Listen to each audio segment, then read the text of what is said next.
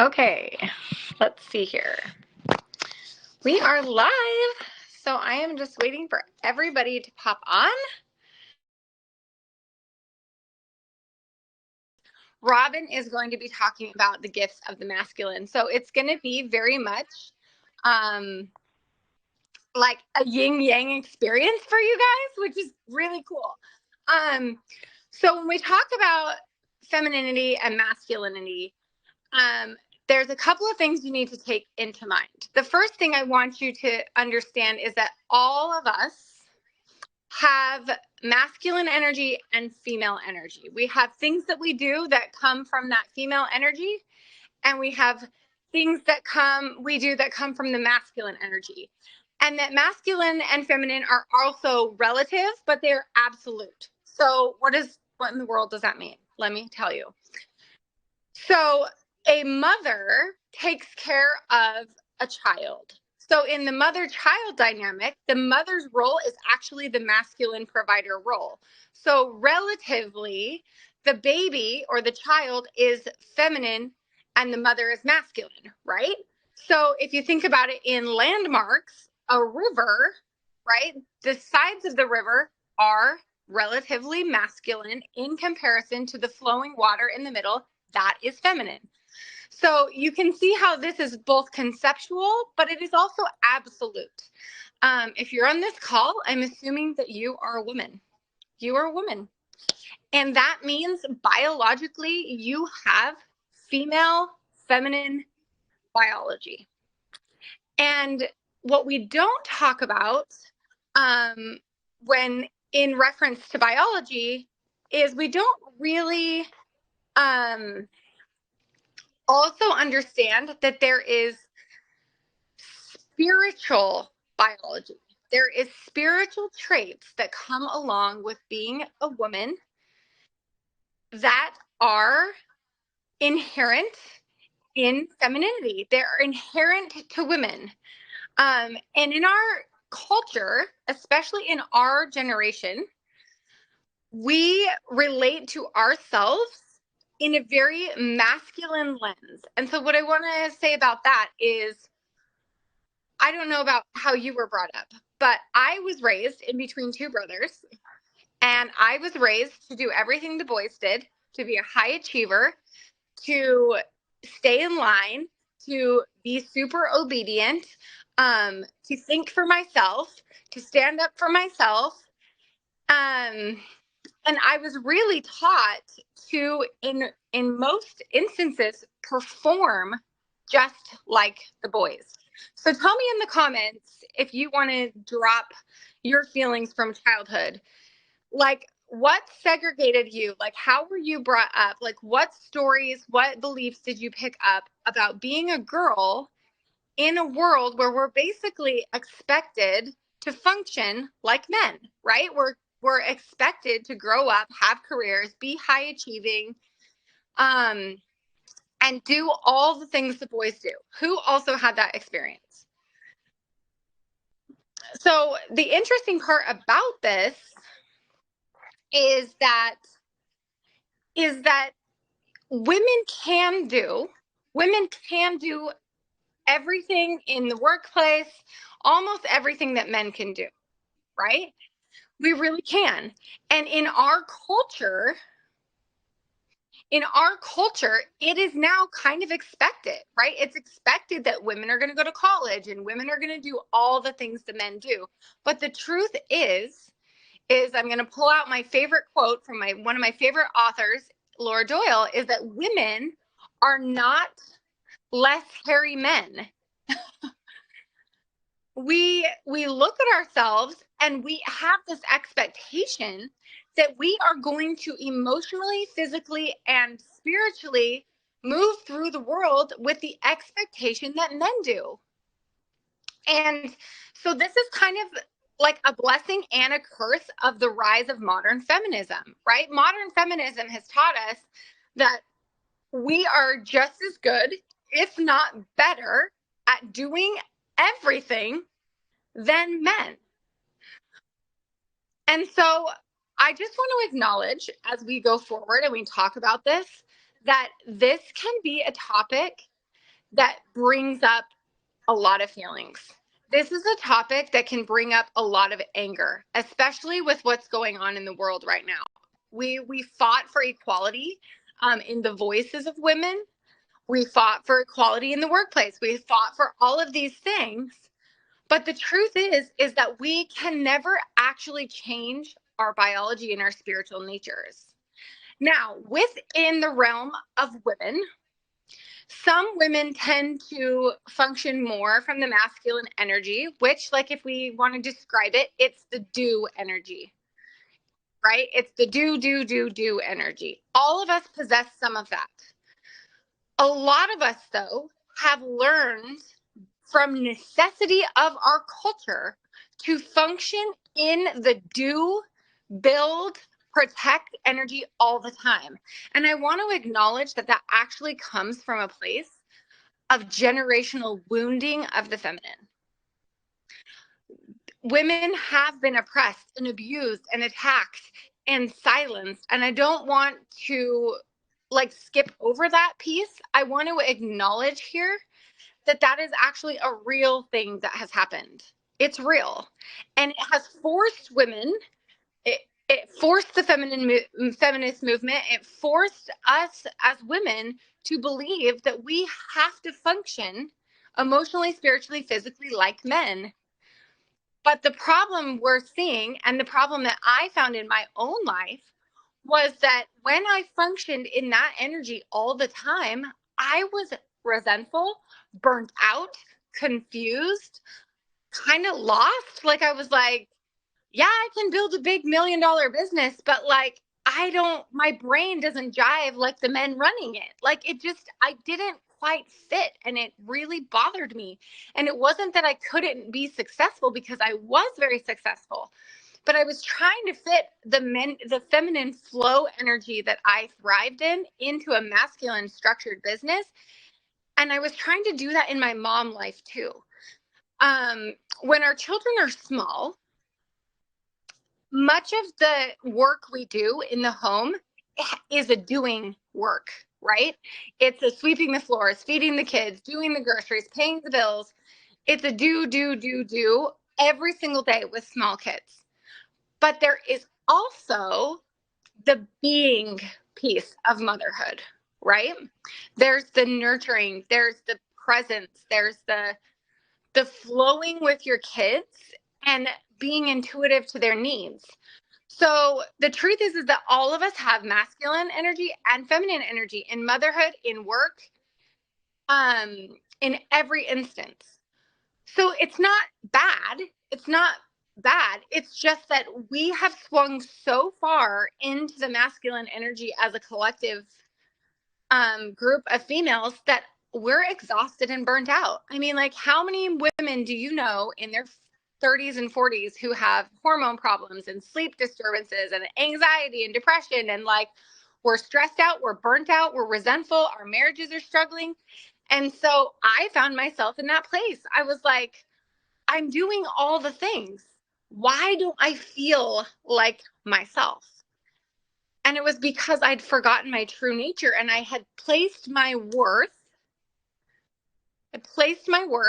on external doing, right? So we place our worth, like how good of a mom we are then defines our worth. So when our house gets messy, or we have a fight in our marriage, or we forget our kids' reading log, right? We feel defeated because we've defined ourselves as women by the doing, by the masculine structure of motherhood.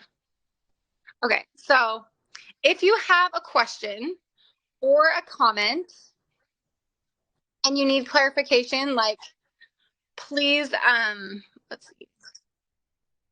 I'm just looking at the comments really fast. Sorry, guys, I'm on my phone today, and it is not my favorite.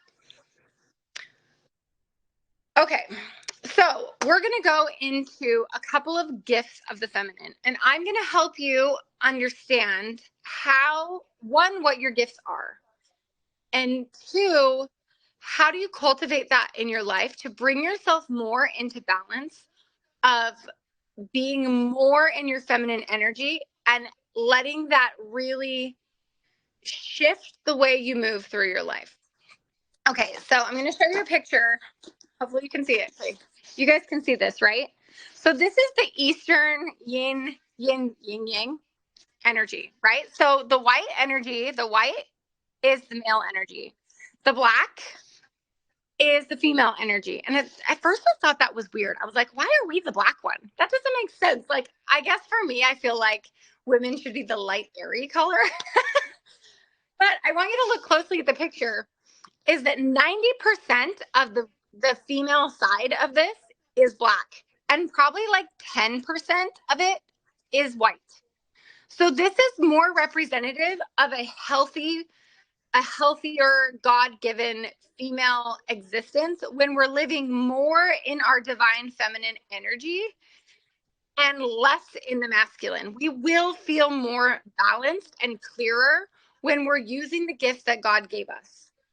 And God never intended for his daughters to have their femininity taken from them or attacked or abused or diminished or silenced. Like, that is not the intention of God, but it has been the pattern of the world. And I find this generation to be really interesting because so many of us are like, why am I so exhausted and burnt out and frustrated? And it's because we are spending so much time in the masculine energy and we're defining our worth by it. So today I want to talk to you about the gifts of the feminine and how you can cultivate that in your life. And I was thinking about this. I really could teach about this for like 2 days. So I really tried to narrow it down. So please, if you have questions or you want more topics talked about on a deeper level, comment in our thread in Circle. You can private message me in Circle and let's talk about it. Because we're not going to go through everything today. Okay. So the first, I'm going to go back up because I'm going to tell you my story. I'm going to tell you how I came about going down the divine feminine path. And it goes back to this experience I had with my husband. My husband was at a church meeting. Okay. He was at a spiritual meeting with a bunch of guys, and I was stuck at home with the kids. And I really, in my heart of hearts, they were discussing scripture at this meeting. And if you know me very well, I love the scriptures. I nerd out over the scriptures all the time. And so I was really resentful that my husband got to be out meeting new people, discussing the scriptures, discussing their relevance, like in deep spiritual conversation. And I was pissed.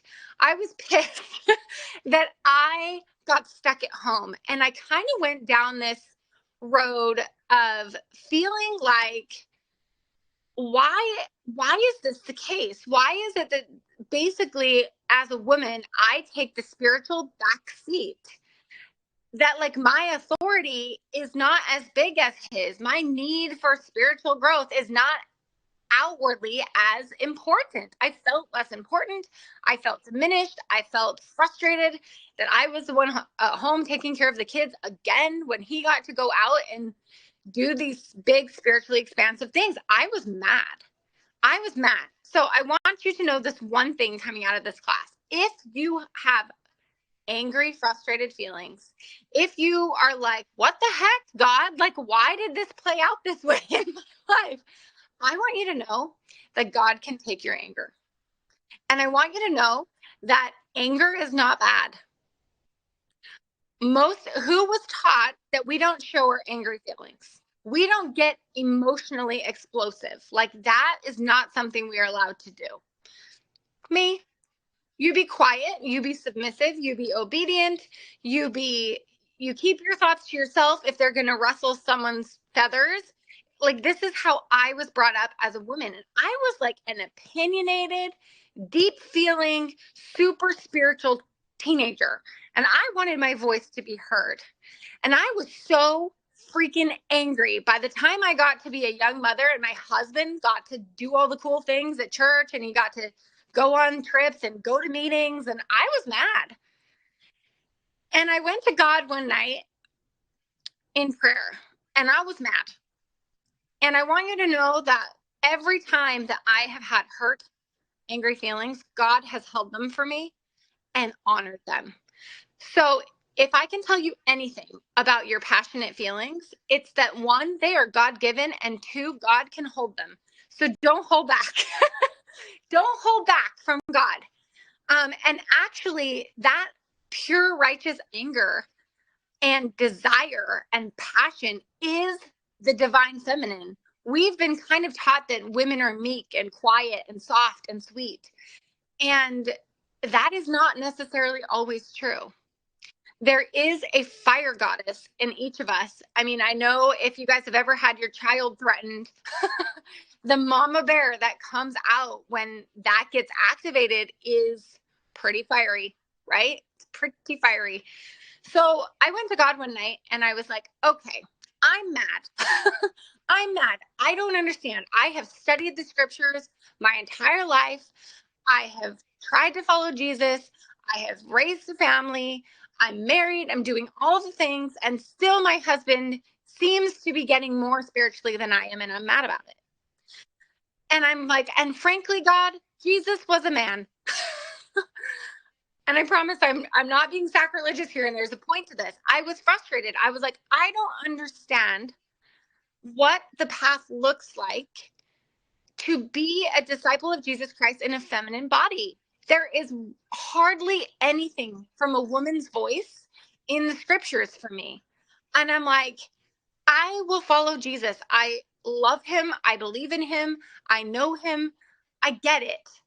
But like, where is the feminine disciples' path? All the apostles are male. I was like, I need a map. I need to understand my destiny as a female disciple of Jesus Christ. Tell me where it is. And I was not particularly happy. And there have been a few times in my life where I felt God speak audible words to me.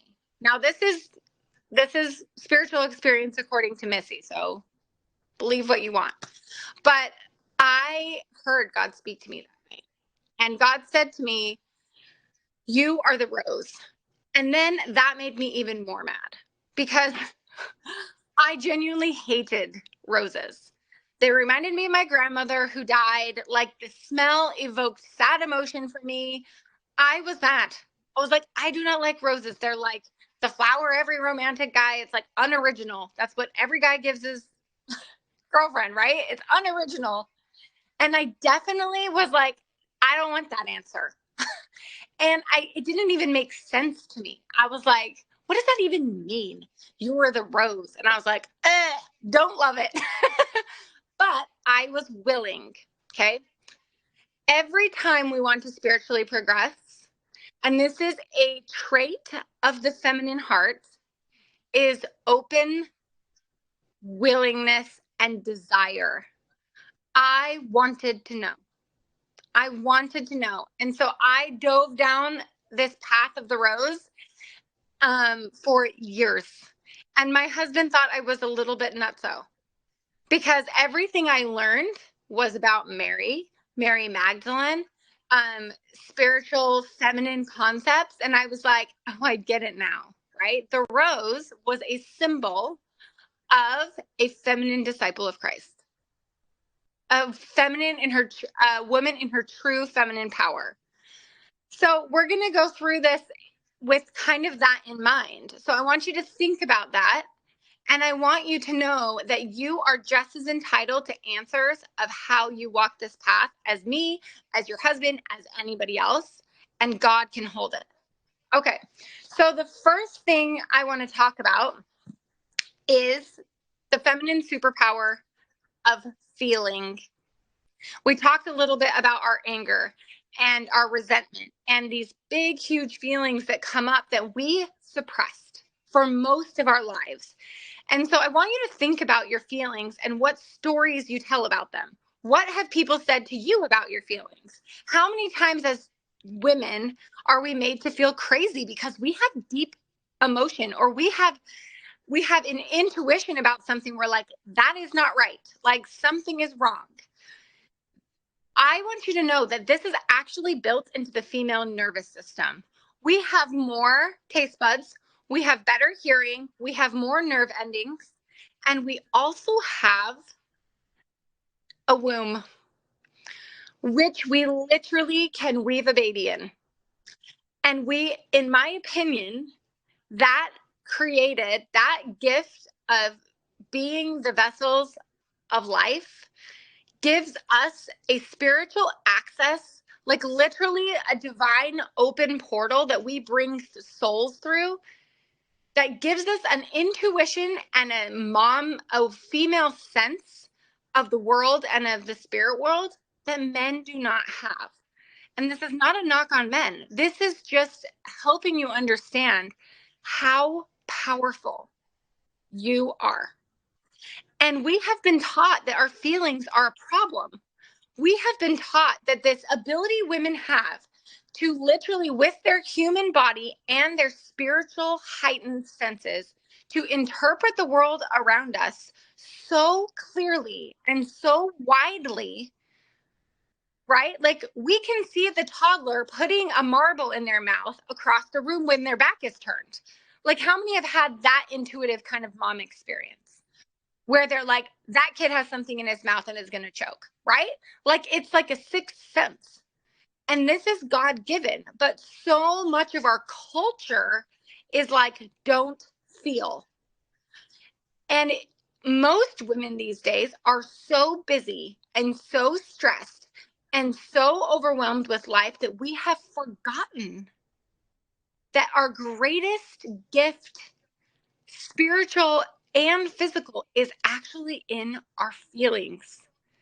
And so if you like go back to the rose example, the rose is the most fragrant of flowers. It's the queen of essential oils. Like it's so expensive because it literally has this capacity to like evoke depth with its scent, right? With its sensory capacity. The rose is soft, the rose is open, the rose is layers upon layers of beauty. Well, so are you.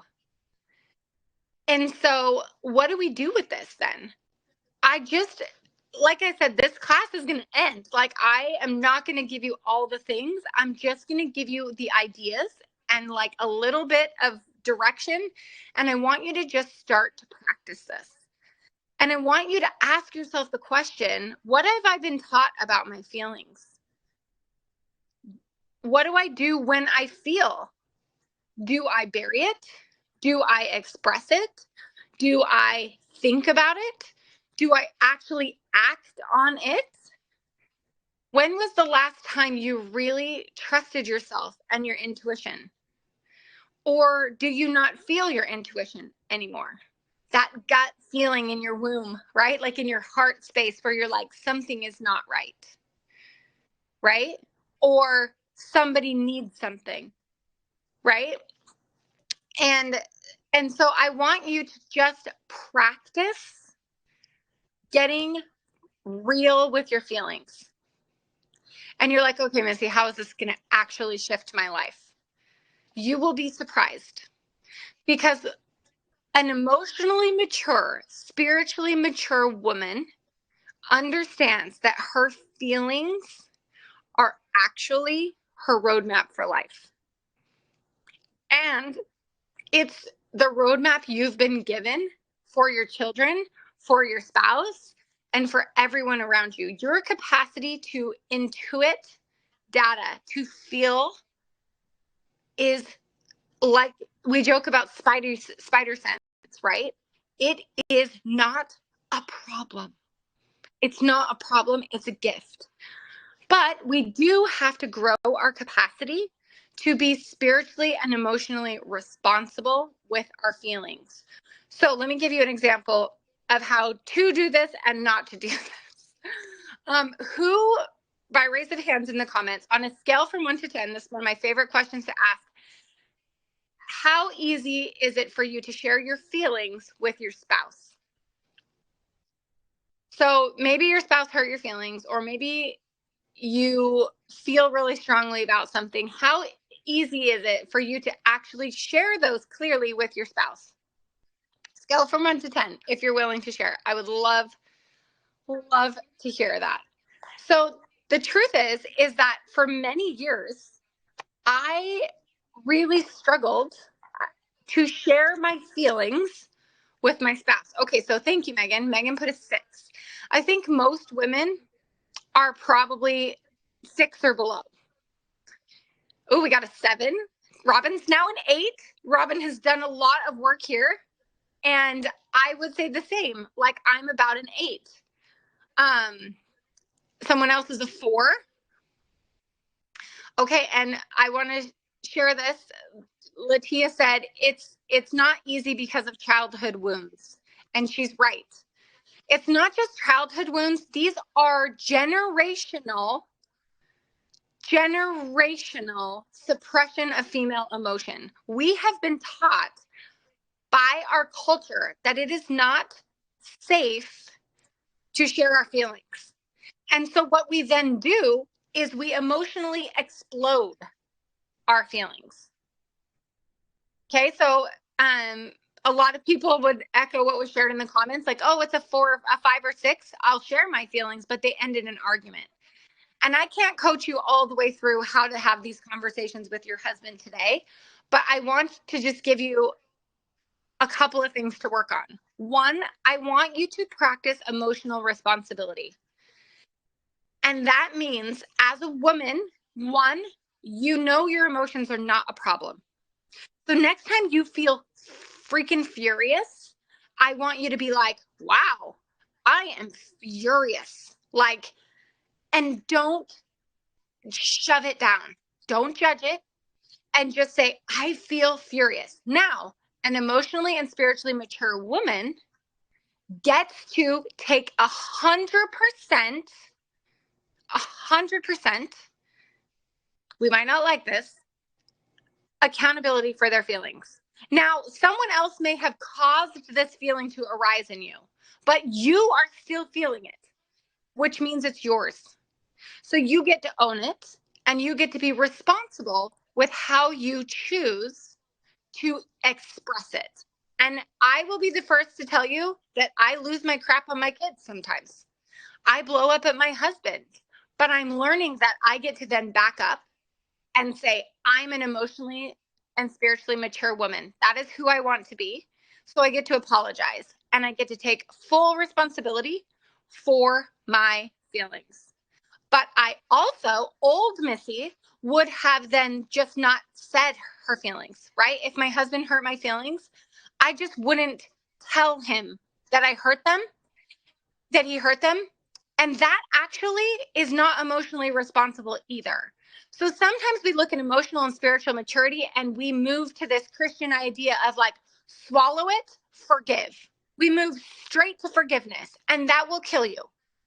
Suppressed anger and resentment will ruin your marriage. It will ruin your parenting. It will ruin everything. So the emotionally and spiritual responsible feeling superpower woman takes 100% accountability, and she learns to make friends with her emotions. You can do this through journaling. You can do this by having a safe friend, that you call, that you Marco Polo, and you say, I need somewhere for my anger to go. Women in relationships with each other, especially, are meant to be witnesses for each other. So if you cannot control yourself in an emotionally responsible way, go out to your car and vent until you can. Journal till you can. And if you blow up, and you will, apologize. Own it. And even if you're right, even if your anger is 100% justified because your husband was out of line or someone, whatever, that's fine. But you still get to choose what kind of disciple of Christ you are by being emotionally and spiritually responsible. Okay. So I want you to practice this. And then when you can get to your true feeling and you're out of crazy response, like the traumatic response of your feeling, then you get to share your feeling with the next superpower. And that is vulnerability. I know. Raise your hand if that word makes you want to go, bleh. right? But if we look at a rose is fully open, fully exposed, fully vulnerable. And I did not love this trait of femininity at first. I was like, no, thank you. I feel exposed when I share myself. And because we're opening ourselves up for rejection. But coming back to the rose, I took this then back to God and I said, I don't like it. I don't like feeling exposed. I don't like feeling soft and vulnerable and open and forgiving. Like I have these the base desire to love. Okay. When we get to the bottom of what femininity is, it is a massive capacity for Christ-like love. That is who women are at their core. But love, true love, takes a willingness to fall open to our emotions, including our anger, including our resentment. So when you have those big feelings, you then have to say, I'm the rose. I'm going to fall open into my vulnerable self and trust that when I am in this feminine power, I will be met with the masculine energy of protection and provision. So what if you have a husband who explodes every time you share your feelings? I'm going to challenge you to go back to those situations and look at how you shared your feelings. Did you share your feelings in a story? So say, let's take an easy one. Say he leaves his whiskers all over the bathroom sink and it makes you irritated. Okay. That's your feeling. You feel hurt. You feel unseen by the fact that he leaves his crap all over the sink. That's your core feeling, is unseen and hurt. So what do? Do you go to your husband? Now, this is what I want you to do. I want you to go to your husband and say, I'm feeling hurt. Can you help me with that? And he's going to be like, oh, my wife is hurt. Until you try this out, you won't realize that this is true. But most of the time, we do not fall open to vulnerability. We attack with a story and emotional irresponsibility. We attack our husband and we say, oh my gosh, you left your whiskers on the sink again. Or we roll our eyes, or we passive aggressively sigh, or we don't say anything for 3 weeks and then we freaking explode, right? Who's done that? So when I started to practice these skills and I started to say, I am fully responsible for my annoyance of my husband's whiskers on the sink, I choose to be an emotionally responsible, spiritually mature, loving woman. I choose to be vulnerable, even though I hate it in this moment. It's uncomfortable for me. So I go to my husband now and I say, I'm feeling hurt. Can you help me with that? And he goes, why do you feel hurt? And I'm like, it hurts my feelings when you leave the whiskers on the sink because I feel overwhelmed by it. I feel overwhelmed by the mess in our room. So this blew my mind because my husband did not clean up after himself for years. And I learned to stop criticizing him for it. I learned to stop caring because it wasn't worth the fight. But what happened was I actually ended up being resentful and then I would explode. So when I shifted into vulnerability and my feelings, this will change every relationship in your life. And what you will learn is that just like the rose is protected by thorns that God put there and is held up by a stem that God put there so that the rose can open in her vulnerability, the world, God, your husband, will rise up to meet female vulnerable emotion. Okay? And you're like, this doesn't happen in my marriage. This doesn't happen with my kids. But I'm going to challenge you that you are probably sharing your feelings not vulnerably. You're sharing them with attack or frustration.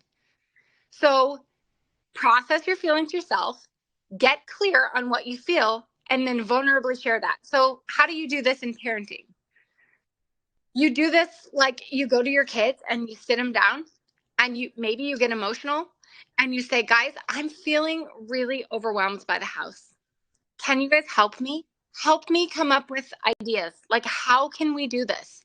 And watch your children shift. Watch them come to meet your feminine vulnerability and emotion. It will change because this is actually the pattern of God. And ultimately, I understand that the world we live in can be very vulnerable and scary for women. But I'm going to challenge that.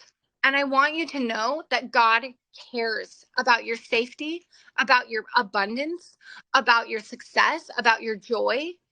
And when I started to be willing to be more vulnerable, to actually feel my feelings, miracles started to happen in my life.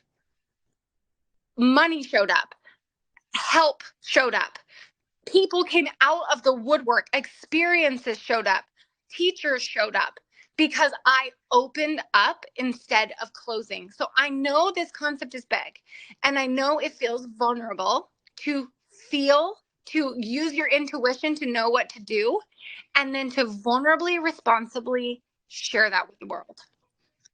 But I want you to know that just like the rose, you can trust God.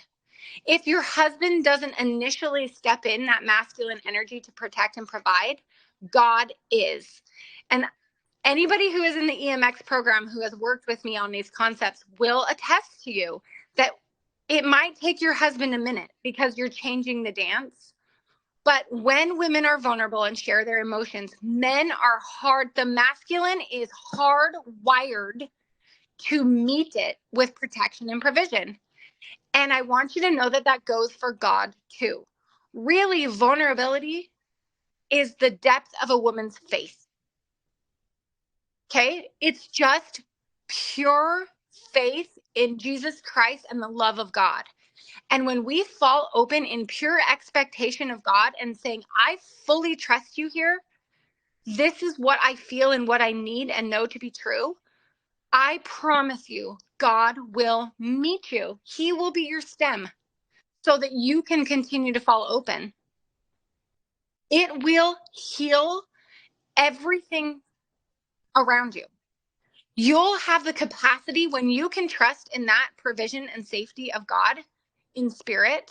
You'll move through the world with this beautiful, loving confidence, and God will bring out the other superpower of women is that we have the capacity to heal through the love of God. This is your birthright. This is who you are. But you cannot rise into that healing capacity until you are willing to feel, to be vulnerable, and then to go out and trust and be willing to offer your life in healing to the world. Okay, so the last thing I want to talk about really quickly is receiving. So how easy for it, scale from 1 to 10 again, how easy is it for you to receive compliments, gifts, help from strangers? Receive anything. Are you more comfortable doing, fixing, rescuing, or are you more comfortable receiving, opening, bringing towards you? We have been trained by our culture that the way we thrive and survive is to do until we die. We self-sacrifice our feelings, our health, our thoughts, God has given us all this capacity to feel, and we are so busy doing that we actually have our receivers turned off. So when we allow ourselves to increase our capacity to receive from our husbands, from the world around us, from God, it takes our feminine nervous systems and it levels them down, it quiets them, and it gives us the capacity to extend healing presence to the other person. Okay, so receiving and the gift of presence are one of the same. And I'm going to explain that. So I talked about our capacity to feel and love. Well, if you actually watch men, the masculine energy, what they actually go out in the world to do is to create safety and structure for the feminine, for joy, for peace, for, right? Men go out to work to feed their families. Even if we go to work, we're doing the masculine thing to provide what? The capacity to sit, feel, and enjoy. So I want you to work on receiving. For the next week, I would love it if you guys took this receiving challenge and you noticed your feelings around it and you forced yourself when they say, hey, do you need help out with your groceries? I want you to hear my voice and I want you to say, turn your receiver on. So what do we give the 17-year-old kid when we give him the capacity to take our groceries out to the car? We're giving him presence. God is giving us an opportunity to be present with that person and to love them. So when we are receiving, we're actually given an opportunity to be a loving, healing presence in that person's life. And when we're receiving, we're calming down our bodies. We're giving ourselves room to get out of the frantic worrying and doing to actually increase our capacity for faith, to increase our capacity to heal and love others. So sometimes we're taught that receiving is selfish, but what it actually does is allows us to be in our femininity in such a beautiful way that when we can fall open like the rose to the world, we then give back through our healing, faith, and love. So when we are so busy doing and we refuse to receive help, we refuse to receive compliments, gifts, whatever, we're just keeping ourselves so busy that we're decreasing our capacity to stand in our femininity and be able to do God's work of healing and loving and being present with people. So I just want you to notice. I just want you to notice to turn your receiver on. One of the women in our EMX program shared with me this week that her husband offered to buy her a new coat. And she said no. She was like, no, I don't need it. And that was the end of it. And then we talked about it and she goes, Missy, it wasn't even about the coat. It was this idea that I'm not worthy of extravagant love and receiving. And I was like, okay, great. Now go back to your husband. Now go back to your husband and say, honey, I am sorry. You offered to give to me, to protect me, make sure I'm not cold, to make sure I'm happy. The happiest a man will ever be is making his wife happy. That is their whole purpose in life. That's all they actually want. So when you are receiving from your husband, you're actually fulfilling his life mission and making him happy. So we've been brainwashed to think that receiving is negative. Receiving is selfish, but actually it's giving the other person a gift. So I just want you to notice this. So when she went back to her husband and she shared this, she had this realization that it was about her and that there was a belief there. And she learned to look at her marriage and be like, how many times have I refused to receive and completely halted the intimacy and love that my husband was trying to give me? And I'm going to argue that we do this with God too. We're so busy doing that we never get quiet enough to receive what God wants to say to us. And when we can receive what God wants to say to us, how greater is our capacity to go out and love in the world and be in our femininity to heal. Okay, I know this is getting long. So I'm just going to bring this all around to the example of the queen bee. This is something we talk about in the EMX program. It's something that the women in our program come out exemplifying. And that is the queen bee of a hive is like, for me, one of, like the rose, it is a pinnacle symbol of divine feminine.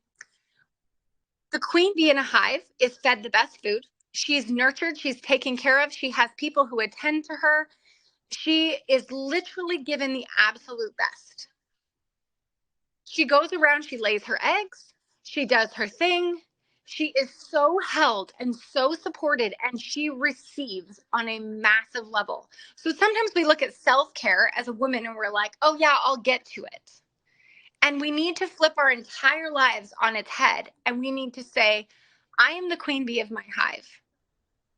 I cannot afford to neglect myself, because when we are out of our calm nervous system state, everyone around us suffers. And I'm not saying that to make you feel guilty, but I just want you to notice. I want you to notice. Do make a list of all the things that make you so happy. And I just want you to do a few of them this week and watch your mood. And then watch what happens when you are in that mood with your children and your spouse.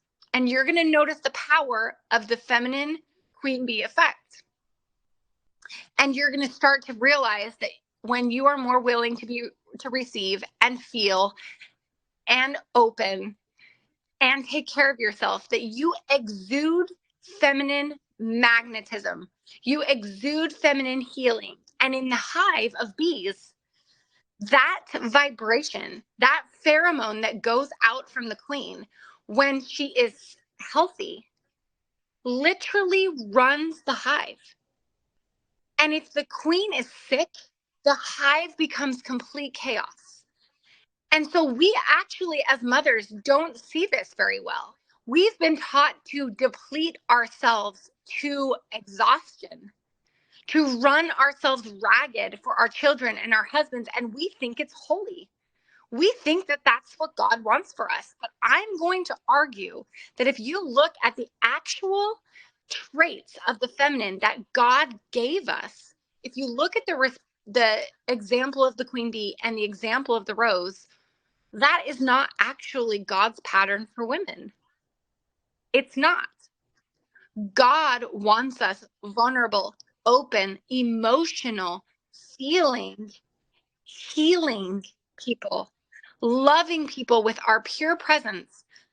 You change the world just by being in it. Literally being in it.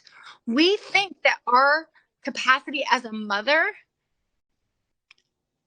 like we think that so much of motherhood is the doing, and that we're not a good mom if we take a bath instead of running the dang dishwasher. But I'm going to tell you that if you actually look at the pattern of God for femininity, and what God wants from you in the world is to love and heal and be there, be a presence for God in the world. We have got this completely backwards. So I'm going to wrap this up, but I'm going to challenge you to look at your life. Look at the way you show up and behave. Look at how you show up in your relationships, right? Look at how you respond to your kids. Are you more concerned like about getting the chores done? Like, I challenge you to flip this on its head, and go down to your son's room and say, hey, I'm feeling overwhelmed with the house. Do you guys think you could help me? My teenage boys now come home, and the first thing out of their mouth is, Mom, do you need me to do anything today? And that's because they know that when they help me, because I have shared my emotion and my overwhelm with my boys, that I am a better mom and their lives are better. And so, and my relationship with my husband has completely transformed, not because he's a different man, but because I have become a different woman. I have stopped trying to do his jobs. I have stopped trying to compel and to control. And I started to receive, to be open, to share my feelings, and to care for myself, and to be one with God first. And then everything will shift around you. It really is just like a beehive. So whatever you have to do, draw a bee on. I literally would draw a bee on my hand to remind me, and practice feeling your feelings. Okay? Come into this space. Be with us. Like, surround yourself with women who will support you in your feelings before you go vent on your husband, right? Get clear. Be emotionally responsible and spiritually mature. This is your birthright. This is what the gifts of the divine feminine are. And I think as a collective, women have felt lesser for so long. And when I made these shifts and I had these experiences with God, I have never felt so extravagantly loved by God, because I realized how much God wanted me to be a woman, to be open and loving and safe, and allow myself to be in presence with God to heal people around me. But the first person that has to be healed